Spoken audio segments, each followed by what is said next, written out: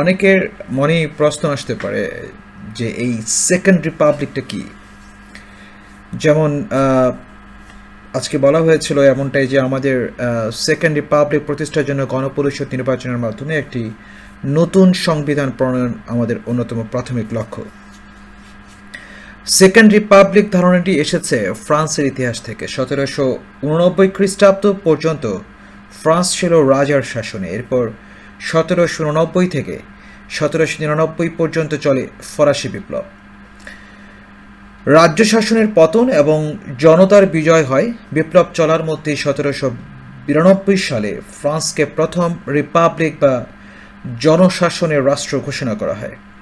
প্রথম রিপাবলিক টিকেছিল 1804 সাল পর্যন্ত। এরপর ফ্রান্স আবার রাজশাসনের অধীনে যায়। সেই পর্ব চলে 1848 সাল পর্যন্ত। ওই বছর ফ্রান্সে দ্বিতীয় রিপাবলিক ঘোষণা করা হয়, যা 1852 পর্যন্ত টিকেছিল। এভাবে দফায় দফায় শাসন বদলে ফ্রান্স এখন ফিফথ রিপাবলিক চলছে।